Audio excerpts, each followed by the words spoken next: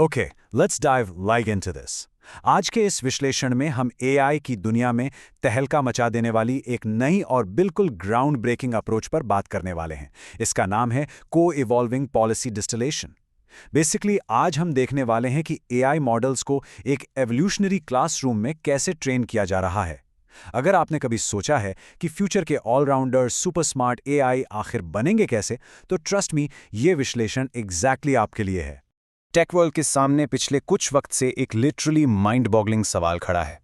आप एक एआई को सब कुछ एक साथ मास्टर करना कैसे सिखा सकते हैं, वो भी बिना पुरानी बातें भूले। सोचिए, आप चाहते हैं कि एक ही एआई कॉम्प्लेक्स टेक्स्ट और मैथ सॉल्व करने में एब्सोल्यूट एक्सपर्ट हो, इमेजेस को परफेक्टली समझे और वीडियोस को भी फ्लॉलेसली एनालाइज करें। लेकिन प्रॉब्लम यह है कि जैसे ही आप उसे एक नई चीज सिखाते हैं, वो पुरानी चीजें भूलने लगता है। ये एआई ट्रेनिंग का सबसे बड़ा डिलेमा है, जिसे हर major tech giant actually solve करने में लगा हुआ है। इस प्रॉब्लम को डीपली समझने के लिए एक बहुत ही परेशान और थके हुए स्टूडेंट की कल्पना कीजिए। ये ट्रेडिशनल मिक्स ट्रेनिंग अप्रोच का नतीजा है, जिससे टेक्निकल टर्म में मिक्स्ड RLVR कहते हैं। जब आप एक एआई को अलग अलग स्किल्स एक ही टाइम पर फीड करते हैं, तो उन स्किल्स के बीच एक मैथमेटिकल टकराव होता है, एक ग्रेडियंट कॉन्फ्लिक्ट। इसे हम कैपेबिलिटी डाइवर्जेंस ट्रैप कहते हैं। एआई मॉडल बिल्कुल उस कंफ्यूज स्टूडेंट की तरह फ्रस्ट्रेट हो जाता है, क्योंकि अलग अलग कैपेबिलिटीज उसको बिल्कुल ऑपोजिट डायरेक्शंस में खींचते हैं, और इसका अल्टीमेट रिजल्ट, वो किसी एक स्किल में भी एक्सेल नहीं कर पाता। यहाँ हम दो पुराने तरीकों को ऑब्जेक्टिवली कंपेयर कर रहे हैं, जो बेसिकली फेल हो चुके हैं। पहला वही मिक्स्ड RLVR, जिसका हमने अभी जिक्र किया। इसमें डेटा मिक्स करने से मॉडल्स को एक भारी ट्रेड ऑफ फेस करना पड़ता है। एक स्किल ठीक होती है तो दूसरी खराब। दूसरा मेथड है स्टैटिक OPD, जहां मॉडल्स पहले अलग अलग सब्जेक्ट्स में अकेले एक्सपर्ट बनते हैं और फिर एक साथ मर्ज होने की कोशिश करते हैं। पर इस प्रोसेस में एक मैसिव कम्युनिकेशन गैप पैदा हो जाता है, जिसे हम टीचर स्टूडेंट ड्रिफ्ट कहते हैं। अब इस वन शॉट डिस्टिलेशन प्रोसेस की सबसे फेटल खामी को समझते हैं। होता क्या है कि जब तक एक एक्सपर्ट मॉडल, जो यहाँ आपका टीचर है, अपना ज्ञान दूसरे स्टूडेंट मॉडल को पास करने के लिए तैयार होता है, तब तक वो टीचर इवॉल्व होकर इतना आगे निकल चुका होता है कि स्टूडेंट उसे कैच ही नहीं कर पाता। उनके बीच का बिहेवियरल गैप इतना ड्रास्टिकली बढ़ जाता है कि नॉलेज को अब्जॉर्ब करना प्रैक्टिकली नामुमकिन हो जाता है। स्टूडेंट फ्रस्ट्रेट होकर लिटरली रोने वाली हालत में आ जाता है, क्योंकि उसे अब कुछ समझ नहीं आ रहा होता।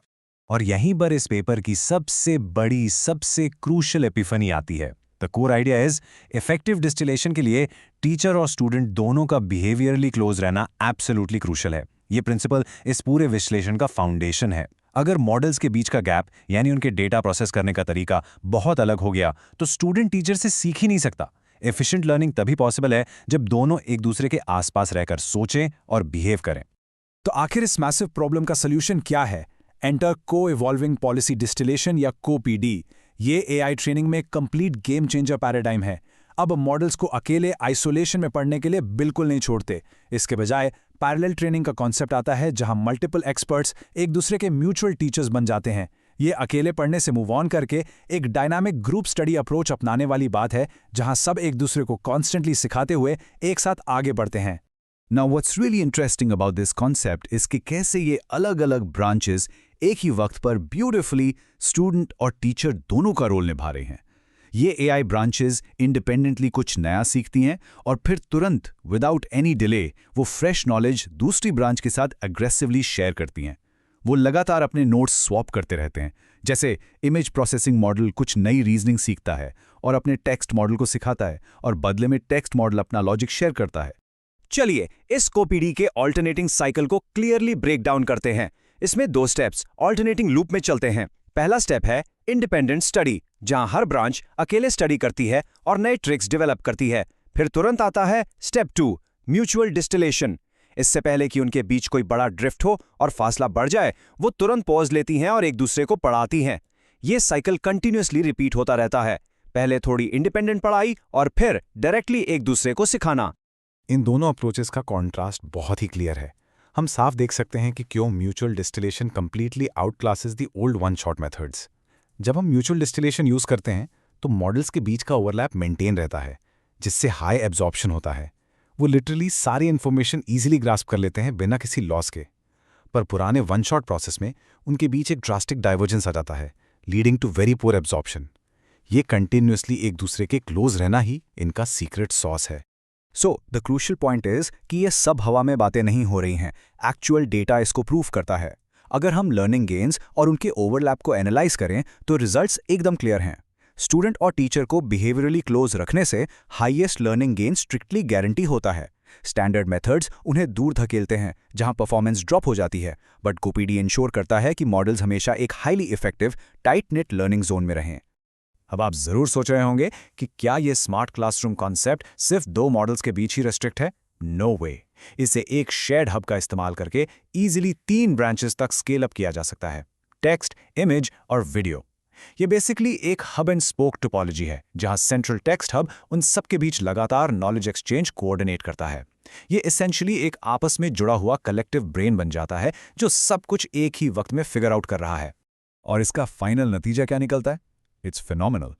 जब हम इस मेथड को स्टैंडर्ड बेसलाइंस के साथ रिगरसली टेस्ट करते हैं तो कोपा-पीडी कंप्लीटली उनको आउट परफॉर्म कर देता है। चाहे आप टेक्स्ट रीजनिंग की बात करें या इमेज रीजनिंग की, ये कंसिस्टेंटली सबसे आगे है। और सबसे अमेजिंग डिटेल ये है कि इसने किसी एक कैपेबिलिटी को नेचुरली बढ़ाने के लिए दूसरी कैपेबिलिटी पर बिल्कुल भी कॉम्प्रोमाइज नहीं किया।